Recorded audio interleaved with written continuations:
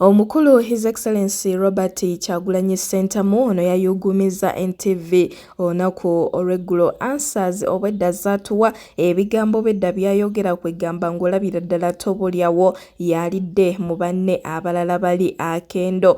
Jjukira beesimbyewo ku bwa pulezidenti wa Uganda bali 8 era nga NTV yategeka presidential debate eno okubeera ng'ate abantu bawuliriza endowooza zaabo abeesimbyewo ate obaolyawo mu kaseera ak'okulonda buli omu alonde ng'ate ategedde ebirowoozo ebiva mu mukulembeze gwakkiririzaamu. Naye mu bantu 8 ate abeesimbyewo ye Pulezidenti Yoweri Kaguta Museveni eno debate yagigaanirawo nga lumu era olwabiraba n'agambirawo nti aba NRM ne bafulumizaawo ekiwandiiko ne bagamba nti omuntu waabwe ye tagenda kwetaba mu debate eno era bwe gwabadde Pulezidenti Yoweri Kaguta Museveni debate teyagibaddemu mbikuleetedde wabula ng'ate His Excellency Robert Kyagulanyi Ssentamu mukuleetedde ate kwosa ne answers ezimu ate obwedda zaayanukula ebibuuzo ebimu ate mu ngeri emu kuleetedde n'abalala biki obwedda byeboogera wabula ng'ate ne Pulezidenti Yoweri Kaguta Museveni ono oluvannyuma lw'okugaana okugenda ku NTV ate yagenze n'abeera nga abeerako bannayuganda abavubuka baasisinkana era nga olukuŋŋaana olwo lwategekeddwa batutegeezezza nti lwategekeddwa omukulu Big Size Bebe Cool kakati n'abeera nga asinkana ate abavubuka b'enjawulo nga omwo mwe mwabadde ne mwana muwala ate Industrialization ngono presenter ku TV ayina ekibuzo kye yamubuuzizaawo naye President Museveni n'akyanukula ng'akyanukulira mu ngero yatandise na mboozi ya kikulukuto mukuleetedde masawo ate tomusubwa nga ayanukula ekibuuzo kya Industrialization bwe yamubuuzizza nti obwavu nga bungi nnyo ate mbavubuka Uganda ng'ate bayiriba misana na kiro tebeebaka. Ku Essie News UG kwoli kansuubire nti muli bulungi mujje baleko gyonna gye mukwasaganya eyo atannaba ku subscribinga teekako notification bell videos zino zijje gy'oli mu budde. Face to face dating site webali okubeera ng'ate bakufunira omwagalwa gwe atalina ennamba yaabwe y'essimu ku screen yo aweri bakubireko ate okumanya ebisingawo b'osobola oweereza message ku WhatsApp.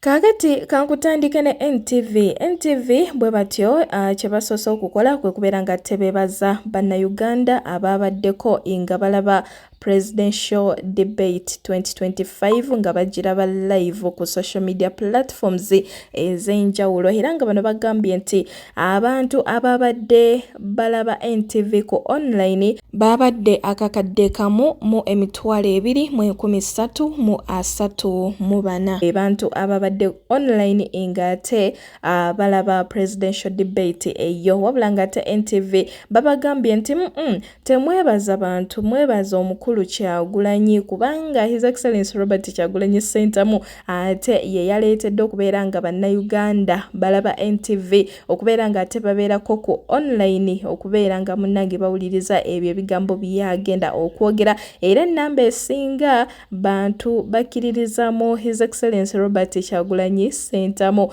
y'ensonga lwaki nti NTV yafunye abantu abo bonna okubeera nga ate babalaba ku online ate n'akageri kekiri nti NTV ezenga ate eweereza amawulire agakwatagana ku campaign za NUP ezenga ekola amawulire ago nga terina kyekubira era buli kimu badde kireetanga bwe kiri nga terina ate munnange byetemyetemyemu amasasi ng'egaleetanga bwe gali abakoseddwa ng'ebaleeta kwegamba buli kimu ebadde nga ate ekiweereza bannayuganda ate era abaana b'enkyukakyuka babadde bajjagala bitya ku mutimbagano nga bagitijjisa bitya kakati era mu kaseera ka debate ekyo kyabadde kisuubirwa nti abantu bagenda kuwakinga nga bangi ddala era twabaddeko mwattu nga twekkaanya byonna ate ebigenda maaso ababadde ku TV ababadde online wegamba byonna naye nga NTV bagigambye yeebaza omwami Kyagulanyi Robert Ssentamu kakati nno mu ba presidential candidates ababadde mu debate eno oba abagyetabyemu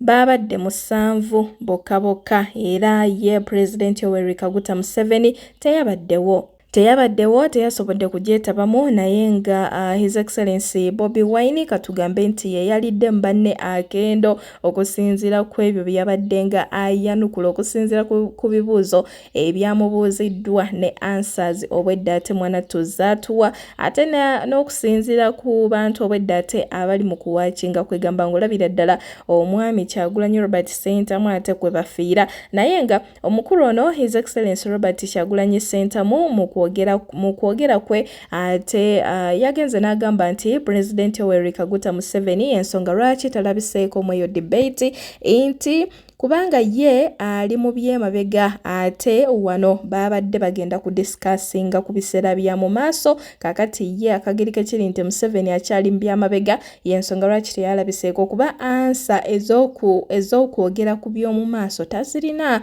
ate era mu ngeri y'emu omukulu ono Robert Kyagulanyi Ssentamu ayina we yagambidde n'agamba nti abadde asuubira okusinkana General Museveni awo mu studio za NTV awulire bulungi nnyo nga Museveni annyonnyola abantu ebituukiddwako bye baagala okukuuma annyonnyole eggwanga ebyo ebituukiddwako bye bali mu kugamba nti baagala kubeera nga ati babiprotectinga byebiki era mu ngeri y'emu His Excellency Robert Kyagulanyi Ssentamu bw'atyo yavumiridde ekya UPDF okubeera nti ate yeenyigidde nnyo mu kunyigiriza abantu ate mu kifo ky'okubaweereza akatambika kano His Excellency Robert Kyagulanyi Ssentamu nga agamba ate tugende maaso. On a downside, I had really hoped to meet General Museveni here so I could publicly face him and hear what more lies he has to tell us after 40 years. To hear from him straight the gains he's protecting. Is he protecting the potholes? Is he protecting the rotten hospitals? Is he protecting the broken down schools, the broken down infrastructure?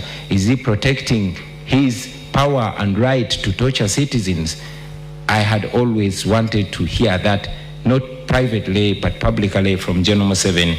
Anyway, it's all right that he's not here because he's in the past and we are discussing the future of our country.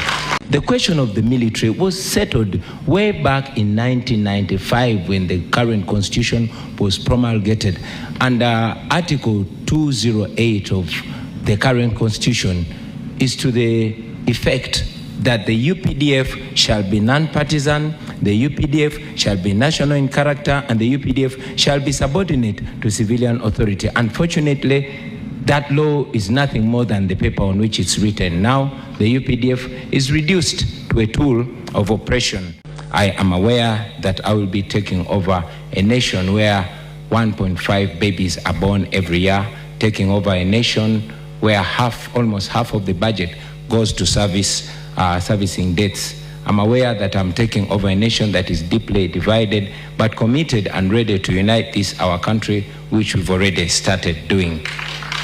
What we promise is a new Uganda which is going to reset. Our country has completely been messed and it needs to start afresh. I come to you as a typical Ugandan. I've grown up in your faces. I've grown up from the lowest of society to here where I am today. I am a symbol of resilience, a symbol of discipline. I came from the ghetto, the worst of character, but to be that I'm a happily and decently married man, well educated and all that, that speaks of my character. Ladies and gentlemen, I present myself to this generation, to unite this generation, to uplift this generation, to stop tribalism, to unite the country.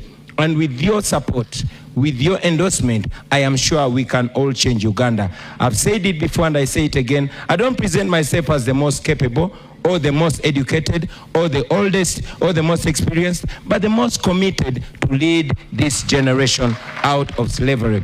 When you vote for me, when you vote for the National Unity Platform, you'll be voting to end 40 years of dictatorship. Yenno wa RPP Frank Bulira ono bwatyo yavuddeyo n'abeera nga ategeeza n'agamba nti ye agenda kubeera nga singa afuuka president w'eggwanga Uganda agenda kubeera nga ate akyusa Entebbe airport abeere nga ate agikyusa erinnya kubanga erinnya Entebbe ye teyali siima. Video yino ate tweyongereyo. that it may be the last time you're seeing me here as an ordinary Ugandan.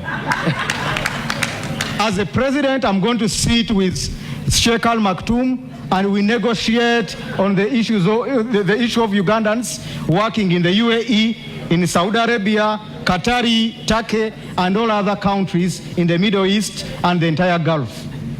We want to put down this airport, and we have a reasonable airport. In fact, it's even going to be named Sir Edward Mutesa International Airport.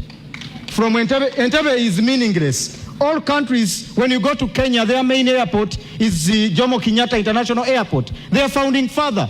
Go to Malawi, it is the Kamuzu Banda International Airport. In Tanzania, it is Julius Nyerere International Airport. Oliver Tambo International Airport in Johannesburg. It's only Uganda selfishly remaining with the name Entebbe just because Mr. Museveni doesn't even want to remember the founding fathers, the first presidents, the Obotes who brought about the independence of this country.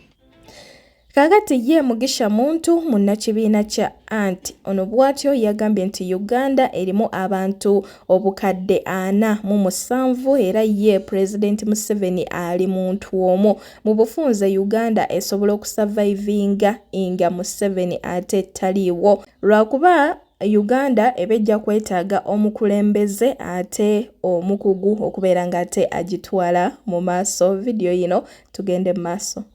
There's no way a better future is going to fall like rain, which unfortunately seems to be what most people hope or expect that is going to happen, that you leave it to just 8 people roving all over the country. No, 7, not 8. 7 is already, a different category. Is the one who want to throw out of power. So the 7 of us, you can't say we can't be the only ones who raise hope.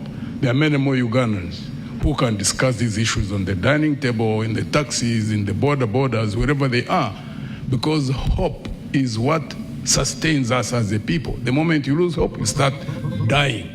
Obuwanguzi Ibrahim somi wadduwa enamba y'essimu ku screen yo aweri mukubire kate obulamu aberenga bukuterereza nedduwa biva organic abakugu mu kujjanja b'endwadde ez'enjawulo genda ku Biva House Mengo abasawo gye bali bakulinze bajja kubeera nga te bakujjanjaba bulungi oba osobola okubakweza enamba z'essimu z'olaba ku screen yo oba osobola okuweereza message ate ku WhatsApp. Dr. Senjobe Richard akulinze aberenga ate akujjanjaba. Kakati nno ye omwami Elton Joseph Mabirizi ono bwatyo ye yagambye nti singa omukulu by'abakama Kamutanda n'alangirira omuntu omulala nti yawangudde ate emiliyoni 3 ez'abantu bajja kuvaayo bekalakase balwanirire eggwanga lyabwe Uganda. Video yino ate tugende mu maaso.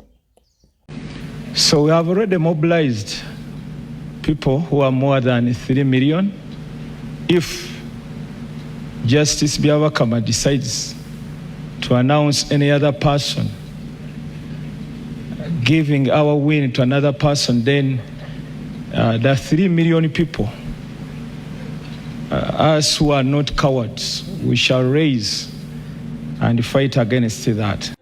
Kangutwaleko wane w'omukulu Nandala Mafaabi munnakibiina ki FDC ekisooka kya byonna ono yagambye nti yagambye wano n'agamba nti mbadde ndowooza nti mukulu by'abakama yali mulamuzi naye ate okuvaayo n'agamba abantu nti we bamaliriza okulonda polling stations baziveeko akalulu baleme kakuuma ekyo tekiri mu mateeka era ndi disappointed nnyo eri omukulu Simon Byabakama era bw'atyo Nandala Mafaabi n'ayongerako n'agamba nti tubaddewo okumala emyaka 40 nga tuwogera ku mirembe buli kadde tuwogera ku mirembe bannayuganda sisuubira nti bagenda kulya mirembe kubanga emirembe already bagirina ate sisuubira nti gye bagenda okulya era bw'atyo n'abeera nga ate ategeeza nti wayina okubeerawo ekintu ekirala te ekikolebwa kwegamba bannayuganda bafiibweko mu ngeri endala ate tuleme kubeera nga buli kadde tuwogera ku mirembe kuba tebagenda kulya mirembe.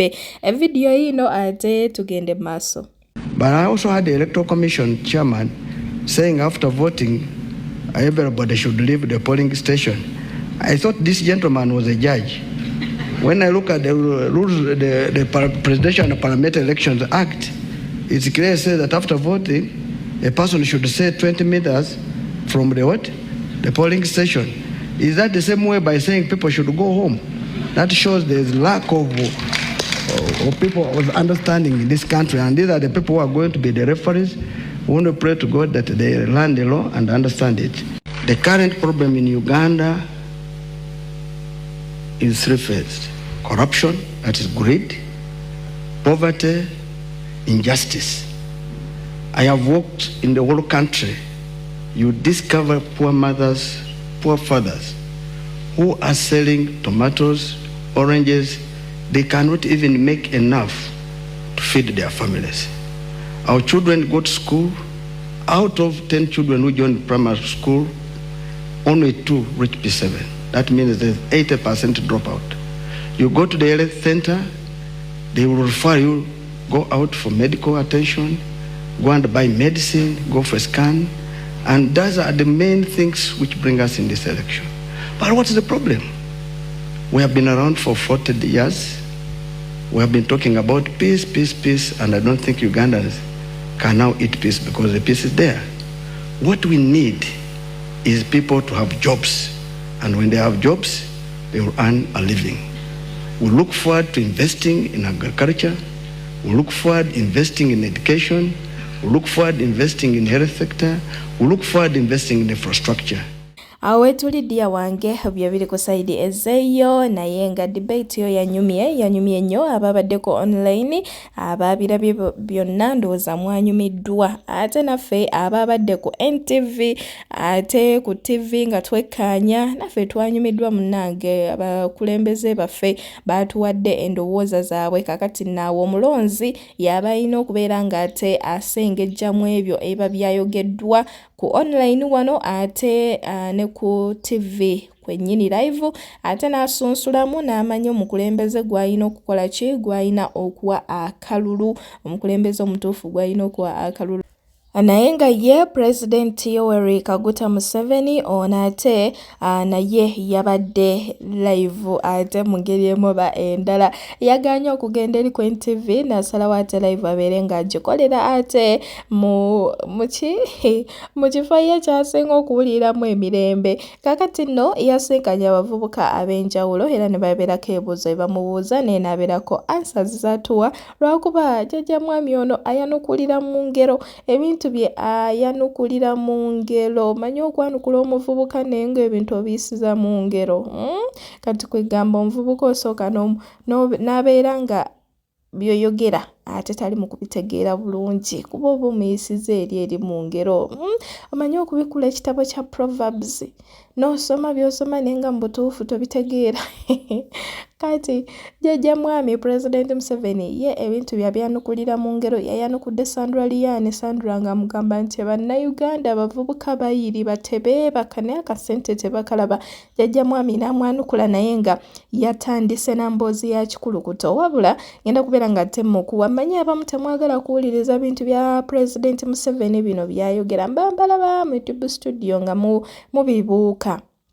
temwagala kubiwuliriza naye katumuwulirize munnange tumanye ansa gye yawadde Sandra wabula ng'ate nga sinnakwongerayo bannange Ssempeebwa Property Consultants Limited tutunda ettaka tukkiriza kibanja mpola ettaka lyaffe lya kyapa ekyapa ovaawo nakyo mu ngalo tulina estate MPG eyo estate nnungi nnyo ddala fuuti 5 ku 10 miliyoni zo 14 ate n'okweyongerayo tusobola okuguza 10 ku 10 ekyapa ky'obeera nakyo ettaka liri walungi nnyo ddala waakulaakulana dda ate nga tukkiriza ne kibanja mpola tulina office ku Lumu Street opposite Zai Plaza osobola ate n'okuba kweze namba z'essimu zolaba awo ate okumanya ebisingawo bajjangu ku WhatsApp munnange omanye ebisingawo tujja kuba tukulambuza ettaka ate kwegamba naawe obeere nga kyogula okiraba era osiime tulina ne estate yaffe ku Hoima Road tulina Gobero ate ne Nampunge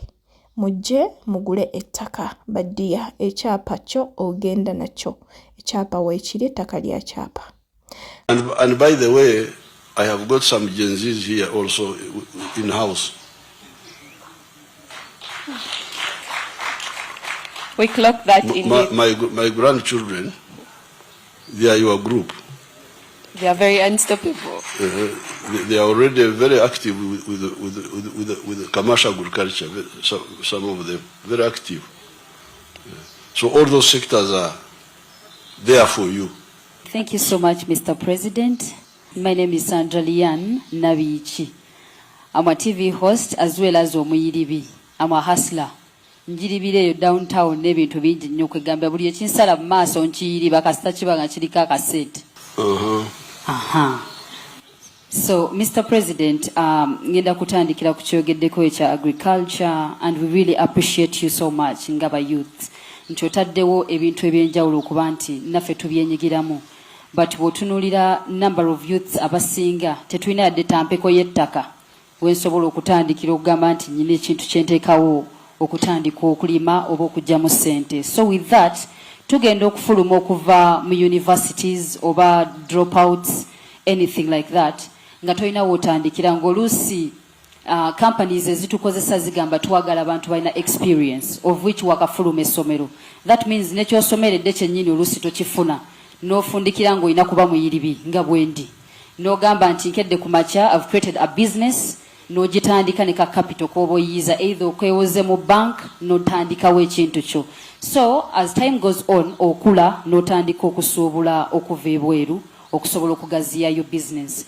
But then nekifundikira nga emisolo gisusse. Ate nga akantu ke wandifunyeeko kafundikira kagweredde mu misolo gye bakutakisinga ku kisaawe nti oyingiza ebintu. N'opimapimamu ng'olaba tekiwera. N'okomekerera nga olaba osuubulira bwerere wabula mu loosi njereere. Yet nga youth weeyiza akantu kosobola okuba nga kwegamba otambuza obulamu. Kati mbadde mbuuza Mr. President, fenga abavubuka otutegekedde otya okubeera ng'omusolo guno tegutunyigiriza nnyo ku buntu bwe tutandiseewo ngaffe okuba nti tuganyulwamu okuba bizikozi otugambe tuyiiye. And you mentioned as something like you should wake up mulekerawo okwebaka naye tusula tutunula tuyiriba kiro na misana naye akasente kaganyi. Kati now Sandra has not heard of a disease called ekikulukuto. Nakiwulirako Mr. President. Ekikulukuto banyankole called it ekyerwiso. In the Bible, there was a woman who had there was a hemorrhage, who was bleeding. This woman was bleeding, and until she touched the garment of Jesus, and the bleeding stopped. So the problem with African countries and other backward countries is the problem of ekikulukuto. Ekikulukuto, bleeding, the hemorrhage. If your business is in imports from outside, then you are helping the hemorrhage of your country. Because if they are importing this shirt is made 100% from Uganda. Now, in making this shirt, Uganda benefited a lot, because we started with the cotton, which brought money and jobs for some Ugandans who grew the cotton. Then it went into a ginnery where they removed the seeds and separated the fiber. It's called ginning, ginnery. That's more money, more jobs, more jobs. Then it goes into spinning to make a wool. That's more money, more jobs, using our electricity. Then finally, weaving the yarn, the thread into a garment, and putting the colors, and then tailoring. So you have got like almost 6 job levels a kilo of cotton is like $1. But that same kilo, if you import it, if you export it as cotton at that stage, you will get $1. The country will get $1. Then but by the time from 1 kilo, you can make like 4 shirts like these ones. And the total value of those is like $15. So what you donated, you talk of donations, the biggest donators are the African countries. They donate wealth and jobs to the outsiders. Because when you export that unprocessed cotton, you'll get only $1. But besides, all the jobs will now be done by the other people. You have donated the jobs. So we are saying, this is now the hemorrhage. So therefore, when we make our shirt here, and Sandra wants to bring a Chinese shirt, we say, no, sorry. Either don't bring the shirt, or if you bring it, pay tax. This is the tax you are talking about. This is the tax to stop hemorrhage. So if you want, but Sandra, I will give you a good business. Thank you, Mr. President. You come here and buy my bananas and take them to Kampala. There will be no tax. Because for internal distribution,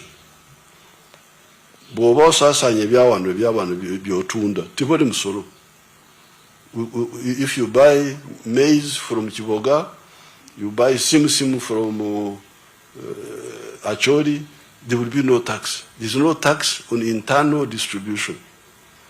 There's no tax even on agriculture. There's no tax. But we tax you, the agent of Echikurukutu. Because your mission is to turn us into a supermarket. We're going to put for like a supermarket, Yabarara. And we don't accept that. We say, no, we are not a supermarket here of foreign products. We are a productive society. So that's how you face those are the only taxes, import taxes. They are the ones you are talking about. So you cannot say, Sandra cannot say, munzi sewa nange. Mbade ndaka business kange, kokore sanduko z'abafu, naye kati abantu tebakyafa nnyo, n'olwekyo munzi sewa nange. The cover to buffet, so that your business of coffins is a bad business. So what's the good business? There are some businesses which should be discouraged if possible. And it is only, in this case, it is only import business. Import, not imports. In fact, up to now we are still liberal, because we are only taxing imports of consumer goods. Not medicine, not machinery, but consumer and luxury items. These are the ones we tax. So this is in order to okusigaza omusayi gwaffe ekikurukuto okukomya ekikurukuto. This is why our economy is growing. And when you say it will grow by 500 billion, it is because of this. Because remember, instead of 1 job level for cotton, we have got 6 job levels. And all that money is staying here. Jobs are being created. They are using our electricity. You know, sati jenyamba de wano. Amasanyalaze gaffe gagikola.